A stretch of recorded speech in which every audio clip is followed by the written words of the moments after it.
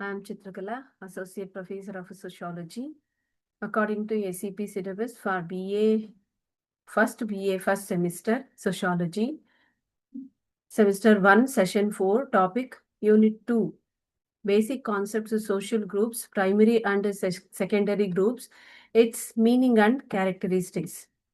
Learning objectives. By the end of this session, the learners will be able to understand the meaning and definition of primary groups and secondary groups, the characteristics of these groups. So ಪ್ರಾಥಮಿಕ ಮತ್ತು ಮಾಧ್ಯಮಿಕ ಸಮೂಹಗಳ ಅರ್ಥ ಏನು ಮತ್ತೆ ಅದರ ಲಕ್ಷಣಗಳು ಏನು ಅನ್ನುವಂಥದ್ದನ್ನ ನಾವು ಈ session ಮುಗಿಯೋದ್ರೊಳಗಡೆ ತಿಳ್ಕೊಳ್ಬಹುದು. Definition of primary and secondary groups. Introduction by C.H. Cooley.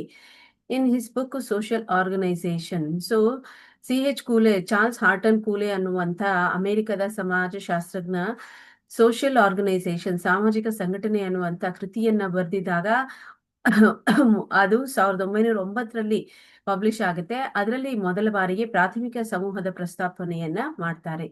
Definition of primary group. Wallace and Wallace. A primary group is based on intimate face-to-face interaction. So Welles ಮತ್ತೆ ವೆಲ್ಲೆಸ್ ಅವರು ಹೇಳೋ ಪ್ರಕಾರ ಒಂದು ಪ್ರಾಥಮಿಕ ಸಮೂಹ ಅಂತ ಹೇಳಿದ್ರೆ ಅಲ್ಲಿ ಖಾಸಗಿಯಾದಂತ ಸಂಬಂಧ ಮತ್ತೆ ಮುಖಾಮುಖಿಯಾದಂತ ಸಂಬಂಧ ಇರೋದನ್ನ ನೋಡಬಹುದು ಅಂತ ಹೇಳ್ತಾರೆ. C.H. ಕೂಲೆ ಅವರು ಹೇಳೋ ಪ್ರಕಾರ by primary group, I mean those characterized by intimate face-to-face association and cooperation. They are primary in several senses, but chiefly in that they are fundamental in forming the social nature and ideals of the individuals. So C.H. ಕೂಲೆ ಅವರು ಹೇಳೋ ಪ್ರಕಾರ ಇಲ್ಲಿರುವಂತ ಸದಸ್ಯರ ನಡುವೆ ತುಂಬಾ ಹತ್ತಿರವಾದಂತ ಸಂಬಂಧ ಮತ್ತೆ ಮುಖಾಮುಖಿಯಾದಂತ ಸಂಬಂಧ ಇರುತ್ತೆ. ಅದ್ರ ಜೊತೆಗೆ ಒಂದು ಎಲ್ಲಾ ಅಂಶಗಳಿಂದಲೂ ಕೂಡ ಅವರು ಪ್ರಾಥಮಿಕವಾಗಿ ಬೇಸಿಕ್ ಆಗಿ ಬೇಕಾಗಿರುವಂತ ಅಂಶಗಳನ್ನ ಹಂಚಿಕೊಳ್ಳುವಂತ ರೀತಿಯಾದಂತ ಸಂಬಂಧವನ್ನ ಪರಸ್ಪರ ಹೊಂದಿರ್ತಾರೆ ಅಂತ ಹೇಳ್ತಾರೆ. Characteristics of primary group. ಪ್ರಾಥಮಿಕ ಸಮೂಹದ ಗುಣಲಕ್ಷಣಗಳನ್ನ ನಾವು ನೋಡೋದಾದ್ರೆ, ಡಾಮಿನೆನ್ಸ್ ಆಫ್ ಪ್ರೈಮರಿ ರಿಲೇಷನ್ಸ್.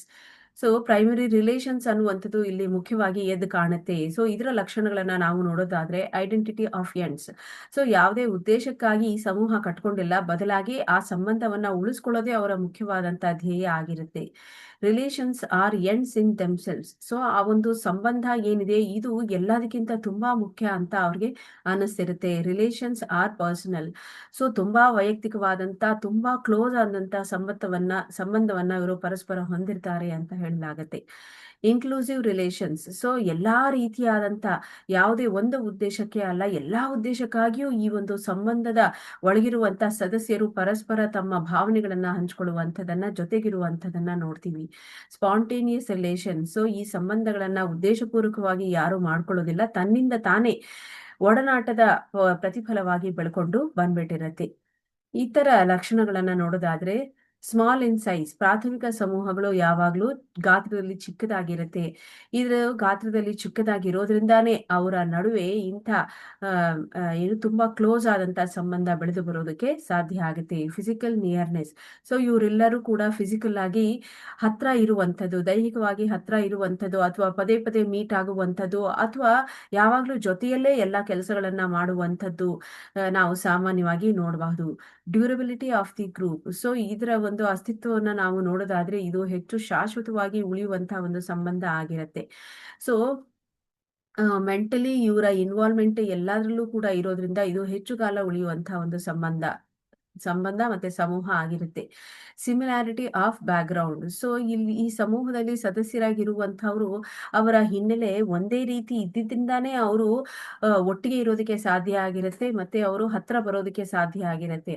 ಅದಕ್ಕಾಗಿ ಇಲ್ಲಿ ಎಲ್ಲರದು ಕೂಡ ಒಂದೇ ರೀತಿಯಾದಂತಹ, ಹೆಚ್ಚು ಕಡಿಮೆ ಒಂದೇ ರೀತಿಯಾದಂತಹ ಒಂದು ಬ್ಯಾಕ್ಗ್ರೌಂಡ್ ಇರುವಂತದನ್ನ ನೋಡ್ತೀವಿ. Limited self interest. ಸೊ ಇಲ್ಲಿ ಸ್ವಾರ್ಥ ಅನ್ನುವಂಥದ್ದು ಇರೋದಿಲ್ಲ. ತಮ್ಮ ಸ್ವಾರ್ಥಕ್ಕಾಗಿ ಈ ಸಂಬಂಧವನ್ನ ಅಥವಾ ಈ ಸಮೂಹವನ್ನ ಆ ಸದಸ್ಯರನ್ನ ಬಳಸ್ಕೊಳ್ಳುವಂಥದನ್ನ ನಾವು ನೋಡೋದಿಲ್ಲ. ಸೆಲ್ಫ್ಲೆಸ್ ಆಗಿ ಇಲ್ಲಿ ಜನರು ವರ್ತಿಸ್ತಿರ್ತಾರೆ ಅಂತ ಹೇಳಲಾಗುತ್ತೆ. ಶೇರ್ಡ್ ಇಂಟ್ರೆಸ್ಟ್. ಸೊ ಇವರೆಲ್ಲರ ಇಂಟ್ರೆಸ್ಟ್ ಕೂಡ, ಉದ್ದೇಶವೂ ಕೂಡ ಒಂದೇ ರೀತಿ ಇರುತ್ತೆ ಅಂತ ಹೇಳ್ಬಹುದು. Characteristics and examples. ಇನ್ನ ಮುಂದುವರೆದು ನೋಡೋದಾದ್ರೆ ನೇಚರ್ ಆಫ್ ಕಮ್ಯುನಿಕೇಶನ್.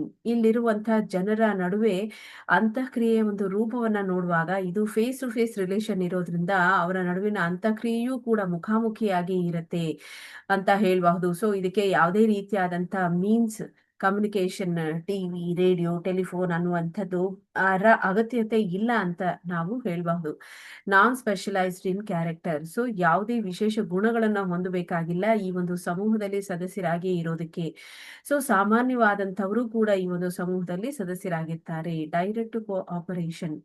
ಸೊ ಇಲ್ಲಿ ಸಹಕಾರ ಅನ್ನುವಂಥದ್ದು ಏರ್ಪಟ್ಟಿರುತ್ತೆ. ಈ ಸಹಕಾರದ ಒಂದು ರೂಪವಾದಂತ ಪ್ರತ್ಯಕ್ಷ ಸಹಕಾರ ಅನ್ನುವಂಥದ್ದನ್ನ ನಾವು ಸದಸ್ಯರುಗಳ ನಡುವೆ ಇರುವಂಥದನ್ನ ನೋಡ್ತಾ ಇರ್ತೀವಿ. ಪ್ರತ್ಯಕ್ಷ ಸಹಕಾರ ಅಂತ ಹೇಳಿದ್ರೆ ಒಂದೇ ಕಡೆ ಇದ್ದುಕೊಂಡು ಒಂದೇ ರೀತಿಯಾದಂತ ಕೆಲಸವನ್ನ ಮಾಡ್ತಾ ಇದ್ದುಕೊಂಡು ಒಂದೇ ಗುರಿಯತ್ತ ಸಾಗ್ತಾ ಇರುವಂಥದನ್ನ ನಾವು ನೋಡಬಹುದು. ಈ ಪ್ರಾಥಮಿಕ ಸಮೂಹಗಳಿಗೆ ಉದಾಹರಣೆಯನ್ನ ನಾವು ಹೇಳೋದಾದ್ರೆ ಕುಟುಂಬ, ಆಮ್, ಕುಟುಂಬ ಮತ್ತೆ ಸ್ನೇಹಿತರ ಒಂದು ಬಳಗ ಮತ್ತೆ ನೆರೆಹೊರೆಯವರ ಒಂದು ಸಮೂಹ ಅಂತ ಹೇಳಬಹುದು. So small community, children play group. So ಇದನ್ನು ಕೂಡ ನಾವು ಒಂದು ಪ್ರಾಥಮಿಕ ಸಮೂಹಕ್ಕೆ ಉದಾಹರಣೆ ಕೊಡಬಹುದು. ಮುಂದೆ ಡೆಫಿನಿಷನ್ ಆಫ್ ಸೆಕೆಂಡರಿ ಗ್ರೂಪ್, ಅಪ್ರಾಥಮಿಕ ಸಮೂಹ. ಸೊ ಇದರ ವ್ಯಾಖ್ಯಾನಗಳನ್ನ ನಾವು ನೋಡೋದಾದ್ರೆ ಆಗ್ಬರ್ ಮತ್ತೆ ನಿಮ್ಕಾಫ್ ಅನ್ನುವಂಥವ್ರು ಹೇಳೋ ಪ್ರಕಾರ the groups which provide experience lacking in intimacy can be called secondary groups. Ogburn ಮತ್ತೆ ನಿಮ್ಕಾಫ್ ಅವರು ಹೇಳೋ ಪ್ರಕಾರ ಯಾವ ಸಮೂಹದಲ್ಲಿ ಖಾಸಗಿತನದ ಒಂದು ಅಭಾವ ಕಾಣ್ತಾ ಇರುತ್ತೋ, ಎದ್ದು ಕಾಣ್ತಾ ಇರುತ್ತೋ ಅಂತ ಒಂದು ಸಮೂಹವನ್ನ ನಾವು ಅಪ್ರಾಥಮಿಕ ಸಮೂಹ ಅಂತ ಕರಿಬಹುದು ಅಂತ ಇವರು ಹೇಳ್ತಾರೆ. ಸರಳ ಅರ್ಥದಲ್ಲಿ ನಾವು ಹೇಳೋದಾದ್ರೆ the groups which are not primary groups are called secondary groups. So ಯಾವುದು ಪ್ರಾಥಮಿಕ ಸಮೂಹ ಆಗಿರುವುದಿಲ್ವೋ ಅಂತ ಉಳಿದೆಲ್ಲ ಸಮೂಹಗಳನ್ನ ನಾವು ಮಾಧ್ಯಮಿಕ ಅಥವಾ ಅಪ್ರಾಥಮಿಕ ಸಮೂಹಗಳು ಅಂತ ಕರಿಬಹುದು. ಮುಂದೆ ಕ್ಯಾರೆಕ್ಟರಿಸ್ಟಿಕ್ಸ್ ಆಫ್ ಸೆಕೆಂಡರಿ ಗ್ರೂಪ್ಸ್ ಅನ್ನ ನೋಡೋದಾದ್ರೆ ಡಾಮಿನೆನ್ಸ್ ಆಫ್ ಸೆಕೆಂಡರಿ ರಿಲೇಷನ್ಸ್ ಅಂದ್ರೆ ಅಪ್ರಾಥಮಿಕ ಸಂಬಂಧ ಇಲ್ಲಿ ಎದ್ದು ಕಾಣುವಂತದನ್ನ ನೋಡ್ತೀವಿ. ಸೊ ಅದರ ಲಕ್ಷಣಗಳನ್ನ ನೋಡೋದಾದ್ರೆ ಇಂಡೈರೆಕ್ಟ್ ರಿಲೇಷನ್ಸ್. ಸೊ ಇಲ್ಲಿ ಸಂಬಂಧ ಅನ್ನುವಂಥದ್ದು ಇಂಡೈರೆಕ್ಟ್ ಆಗಿರುತ್ತೆ, ಪ್ರತ್ಯಕ್ಷವಾಗಿ ಇರೋದಿಲ್ಲ, ಬದಲಾಗಿ ಪರೋಕ್ಷವಾಗಿ ಇರುತ್ತೆ. ಒಂದು ಕಾರಣಕ್ಕಾಗಿ ಮಾತ್ರ ಈ ಸಂಬಂಧವನ್ನ ಅವರು ಉಳಿಸ್ಕೊಂಡಿರ್ತಾರೆ. Contractual in nature. ಸೊ ಯಾವುದೋ ಒಂದು ಉದ್ದೇಶಕ್ಕಾಗಿ ಮಾತ್ರ ಈ ಸಂಬಂಧ ಏರ್ಪಟ್ಟಿದ್ದು ಆ ಉದ್ದೇಶ ಕಾಂಟ್ರಾಕ್ಚುಯಲ್ ಆಗಿರುತ್ತೆ, ಅಂದ್ರೆ ಕರಾರಿನ ಸ್ವರೂಪದ್ದು ಆಗಿರುತ್ತೆ. ಆ ಉದ್ದೇಶ ಈಡೇರಿದ ನಂತರ ಅವರುಗಳ ನಡುವೆ ಯಾವುದೇ ರೀತಿಯಾದಂತ ಸಂಬಂಧ ಉಳ್ಕೊಂಡಿರೋದಿಲ್ಲ. Impersonal relation. ಸೊ ಇಲ್ಲಿ ಇಂಪರ್ಸನಲ್ ಅಂದ್ರೆ ಅವೈಯಕ್ತಿಕವಾದಂತ ಸಂಬಂಧ ಇರುವಂತದನ್ನ ನಾವು ನೋಡ್ತೀವಿ. ಅಂದ್ರೆ ಇಲ್ಲಿ ವೈಯಕ್ತಿಕವಾದಂತ ಯಾವುದೇ ಅಂಶಗಳನ್ನ, ಕಷ್ಟ ಸುಖಗಳನ್ನ ಹಂಚಿಕೊಳ್ಳದೇನೆ ಆ ಸಂಬಂಧಕ್ಕೆ ಬೇಕಾಗಿರುವಂತ ವಿಷಯಗಳನ್ನ ಮಾತ್ರ ಇಲ್ಲಿ ಹಂಚಿಕೊಳ್ಳುವಂತಹ ಸಂಬಂಧ ಇಲ್ಲಿ ಏರ್ಪಟ್ಟಿರುತ್ತೆ. ನಾನ್ ಇನ್ಕ್ಲೂಸಿವ್ ರಿಲೇಷನ್ಸ್ ಅಂದ್ರೆ ಆ ಒಂದು ಸಂಬಂಧ, ಅಪ್ರಾಥಮಿಕವಾದಂತ ಸಂಬಂಧ ಯಾವುದೋ ಒಂದು ಅಥವಾ ಕೆಲವು ಉದ್ದೇಶಕ್ಕಾಗಿ ಮಾತ್ರ ಆ ಸಂಬಂಧ ಏರ್ಪಟ್ಟಿದೆಯೇ ಹೊರತು ಯಾವ ವ್ಯಕ್ತಿಯ ಎಲ್ಲಾ ರೀತಿಯಾದಂತಹ ಅಂಶಗಳನ್ನ ಹಂಚಿಕೊಳ್ಳುವಂಥದ್ದು ಇಲ್ಲಿ ಇರೋದಿಲ್ಲ. ನಾನ್ ಇಂಟಿಮೇಟ್ ರಿಲೇಷನ್ಸ್. ಸೊ ಇಲ್ಲಿ ವೈಯಕ್ತಿಕವಾದಂತಹ ಸಂಬಂಧವೇನೂ ಇರೋದಿಲ್ಲ, ಕರಾರಿನ ಸ್ವರೂಪದ್ದು ಮತ್ತೆ ಟೈಮ್ ಬೀಯಿಂಗ್ ಮಾತ್ರ ಇರುತ್ತೆ ಅಂತ ಹೇಳಲಾಗುತ್ತೆ. ಅಪ್ರಾಥಮಿಕ ಸಮೂಹದ ಇನ್ನಿತರ ಲಕ್ಷಣಗಳನ್ನ ನೋಡೋದಾದ್ರೆ ಬಿಗ್ ಇನ್ ಸೈಜ್. ಸೊ ಇವು ತುಂಬಾ ದೊಡ್ಡ ಗಾತ್ರದಲ್ಲಿ, ನೂರಾರು ಸಾವಿರಾರು ಸದಸ್ಯರನ್ನ ಹೊಂದಿರುವಂತಹ ಗಾತ್ರದಲ್ಲಿ ಇದು ಇರುತ್ತೆ ಅಂತ ಹೇಳಬಹುದು.